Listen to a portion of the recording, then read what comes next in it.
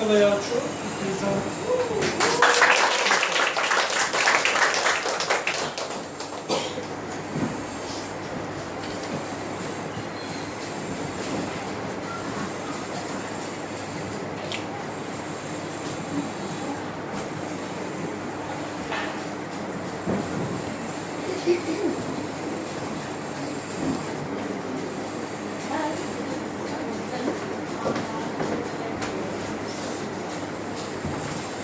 Good afternoon, everyone. My name is Mrs. Kayacho, hence known as Shama. I have been working in early childhood education field since the year 2002. Can you please tell me what is, whose drawing it is? Drawing of a child? Is it? Butterfly. It's the drawing of Picasso. Pikachu. When he was in kindergarten in Italy. Would you believe that? No? I was also kidding. It was just a drawing of a child. By the way, Picasso was a child when he was in kindergarten. So in this drawing was taken by a child to his dad. And child said, "Daddy, look what I drew." And Daddy said, "Oh, George, butterfly, nice, go show to your mom." And then the child went and showed the picture to the mom. "Mom, look what I drew." And mom said, "Yeah, nice butterfly. Can you grab another piece of paper and go over there? I'm busy here right now." And then, while the child went to grab a piece of paper, on the way he met his granddad. And he said, "Boo boo, isn't my butterfly beautiful?"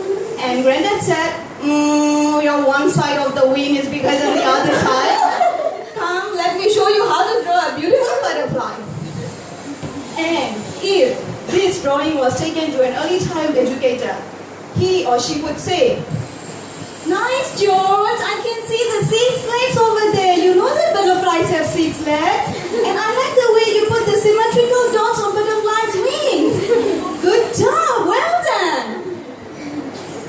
So, a professional early child educator can give such distinctive comments with key concept and full of information. So let's get into the topic and the question that we have all been wondering about. Is early child education wasting time? Some parents might say that my child is too small. Isn't my child too young to start school? Isn't it too early to learn this and learn that? Yes, they are small, they are wee types, but these young children can be transformed into young scholars up for future success if they have a proper, high quality early child education. So, when we talk about brain is the only unfinished organ at birth, and it evolves throughout person's lifetime. And most of its activity occur from birth to puberty. And a child's brain is 2.5 times more active than an adult's brain. 2.5 times more active than an adult's brain. So how do we translate this information appropriately? How do we make most use of this opportunity? The key to the question is environment. Environment plays a major role for a child's brain development. Environment which can foster the main 6 developmental areas of an early child education, which we know of. Let's say cognitive development. When we talk about cognitive development, it's about analyzing. It's about reasoning. In order to be able to reason, we have to think. In order to be able to think, we have to be curious. Yes, curiosity. Curiosity is one of the main principles that flourishes our human's life. We want to know that who we are, where we come from, where are we going. We want to know that who will win the election, and if there are some noises going on outside the gate, what's the quarrel about and who are quarreling. And some want to know that what would Donald Trump tweet at 3 a.m. in the morning. So this is hard to stifle. We are inherently curious. Yes, but for young children, it's about why and how. Why cats have fur? How does how do birds fly, why doesn't ship sink. So these kind of questions, have you ever come across with this kind of why, how question by young children? Yes, young children between age 3 to 5, they ask 288 questions per day. 288. It varies on age and gender though, approximately closer to 300 questions that they ask in a day. Young children must ask questions, information-seeking questions, and they must receive informative answers. And for parents, they are busy in their profession, in their daily lives, with their profession. And early child educator, this is their profession. To cater their thirst and hunger of knowledge and respond and attend to their answers with informative information. So when we talk about, yes, profession, many people are opting out of education when it comes to later lifelong learning because of lack of curiosity. When there is lack of curiosity, there is no interest, no passion, no motivation, no eagerness, no enthusiasm. So you can see that how it is important to arouse the children's curiosity and keep their curiosity awake. It starts from early child education. That's why early child education is not a waste of time. And when we come to personal, social, emotional development, parents intuitively understand that they have to introduce their children to the other children and support the transition in their own friendship groups. If they are late to do so, it will hinder their social development. So when we talk about transition, preschool is a structured setting and it's first experience for a child. Then when the child comes from home setting to preschool setting, early child education setting, structure setting, everything is new. New toy, new friends, new teachers, new class, new environments, new experience. And the earlier they adjust and adapt the settings, the better it is for them to overcome the shyness and gain self-confidence. So when we talk about personal development, let's say about independence, parents tend to rush and help their children.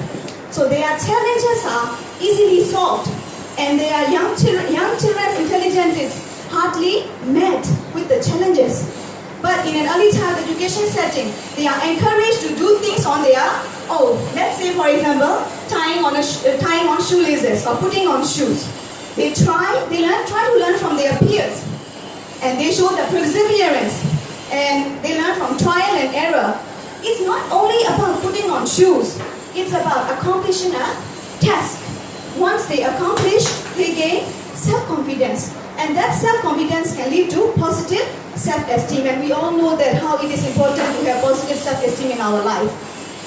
So when we talk about social development, let's say about like sharing, it's hard for the eldest child to share, especially when a new younger sibling comes as a new family member at home. And for the youngest child, he or she always or usually gets what she wants. Right? So for those children, if they are living at home with the same age group, with cousins or maybe twins, with the extended family, very huge family, maximum 4 or 5. But in early child education setting, they are plenty. So somehow they have to work out the conflicts to survive the day. So they will learn to share, and that sharing will lead them to patience. As human beings, even as adults, our patience is being tested every day. For children, they have opportunity to practice their patience from the early child age. Patience to share teacher's attention, to share a toy, to get in a line, and to wait for their time to speak. So this is all about personal and social development that they are improving and emotional development that they are getting. It's more than that. They are like routine, following instruction, making choices, making decisions, negotiation, cooperation, team working, responsibility, and many more if I go on. So preschool education, early child education is not only about academic achievement. It's also about boosting personal, social, emotional development to become a holistic child. So when we talk about creative development, once I took a pretend trip to the moon with my class, 4 to 5 years old age group. So I line up the chairs like we are pretending that this is a spacecraft, and then we pretended to put on our spacesuit, and then we sat and we fastened our seat belt and we took off. We launched. And then as we launched off from the Earth, and we talked about how Earth is getting smaller, and as we get closer to the moon, we talk about the shape of the moon, which is not round, which is an egg shape. Did you know that? Don't know? Okay. So this is not round, which is an egg shape. And as we landed to the moon, we talked some facts about moon. And then we collected some pretend moon rocks, which you can see in the picture. Rocks wrapped in the kitchen foil. And then we placed our flag. And then we sat back to our home, Earth. Then the next day, a mother came in and asked, "Teacher, did you go to the Moon Bakery yesterday?" There was a bakery named Moon near our school. So she thought that we took an excursion to the Moon Bakery. Then I just laughed and I said, "What did your child say?" She said, "My child said, no, not that Moon Bakery. We went to the moon where there aren't any plants, any animals, any human beings, and there isn't any water." So she said, "I'm simply shocked. How can a 4.5-year-old child can learn such a simple, complex concept?" Yes, with little imagination, with little creativity, with simple role play. Imagination fuels learning, and that imagination peaks in early childhood. So when we talk about imagination and creativity, it's everywhere. It's not as adults, it's in home decoration, it's in cooking. For young children, it's not only about drawing and painting. It's in speaking, it's in writing, it's in dancing, singing, playing water and sand, playing with blocks. There is creativity everywhere. So they need to be provided with wide range of activities. And that wide range of activities should be provided with love, acceptance, encouragement, and freedom. And that environment can be early childhood education setting. So when we talk about language development, young children between age 3 to 5, their vocabulary can grow from 900 to 2,500 words. By the age of 3, they have around 900 vocabularies. By the age of 4, they have around 1,500 vocabularies. And by the age of 5, they have approximately 2,200 to 2,500 vocabularies. If they stay in language-rich environment. So, according to a survey conducted in America, the young children, preschool age kids, the words that they are exposed to, exposed mean the words that they are read to, the words that they are spoken to, and the words that they speak. If they stay with welfare family, the words that they are exposed to is 13 million words. If they stay with working class family, the words that they are exposed to is 26 million words. And if they stay with professional, the words that they are exposed to is 45 million words.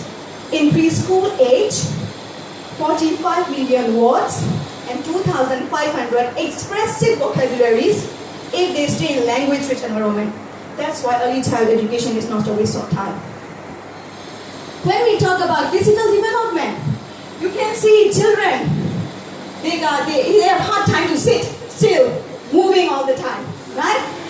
Because they are energetic and they need to vent out their energy. And how many of us parents would say that, go higher, go climb higher and stay there for hanging there for 2 minutes on monkey bar. Or get scissors and take the paper and cut and make mess everywhere.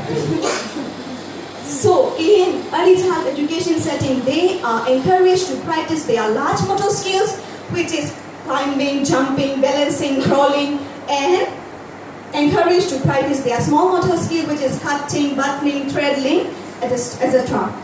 So these physical skills are being practiced daily in early child education. That's why it's not a waste of time. And when we talk about mathematics development, according to a survey conducted to school-age children in America, 40% will not graduate from high school. Of those who do, only 1/3 would go to the college. And of those who do, only half will ever end up with a college degree.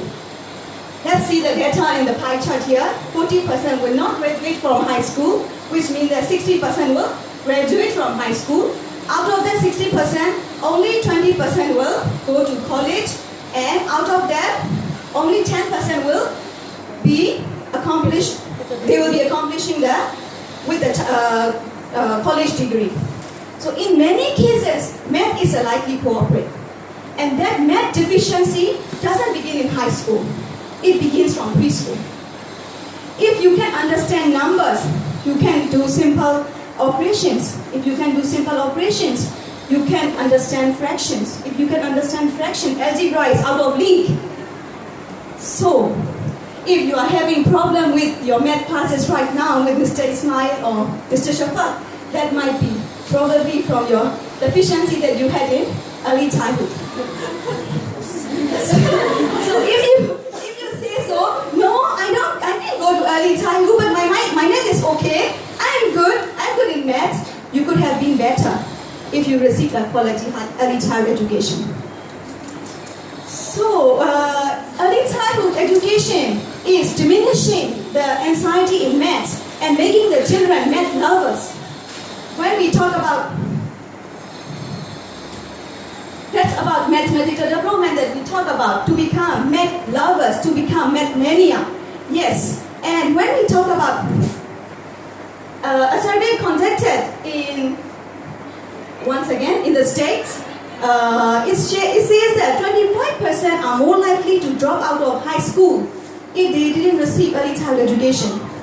And 40% are more likely to become a teen parent, 60% more likely not to go to college, 70% more likely to be arrested for a violent crime or commit a felony. Researcher says that children who didn't receive early childhood education, they call as children at risk because of these data. And that's why President Obama, ex-President Obama, mentioned in the State of Union Address 2013, I propose working with states to make high-quality preschool available to every child in America. Yes. So when we see about brain, when we talk about brain, young children's brain is amazing. They are like sponges. And it's amazing what they absorb before they are 5. Some people might say that my child might worn out if they start school too early, or they will be counterproductive when they reach by the age of middle school, or by the time they reach to high school. That people have misconception about early childhood education, or very little knowledge about quality early childhood education. So when we talk about education is about learning. It's all about learning, and early childhood education facilitates learning. It's the foundation for education, pillar for lifelong learning, which will foster them to become a holistic child. Yes, so researchers also suggest that between 3 to 5 are the most critical age of a child's development. And research also says that 50% of the children are more likely to get special education if they receive early childhood education. So you can see the term achievement gap. The children who went to preschool and the children who didn't go to preschool. Achievement gap is not just a metaphor. It's a social outcome which we can see and we can measure. That's why early childhood education is a passport to future, which is our modern, fast-changing, competitive world. Let me end my talk with an excerpt from the book by Robert Fulghum, All I Really Need to Know, I Learned in Kindergarten.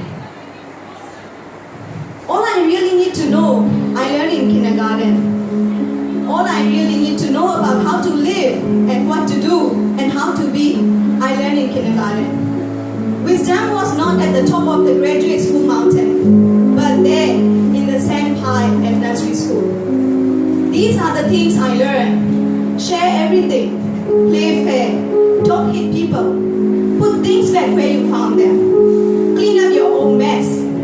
Don't take things that aren't yours. Say you are sorry when you hurt somebody. Wash your hands before you eat. Flush. Live a balanced life. Learn some and drink some. Draw some and paint some. Sing and dance. Play and walk.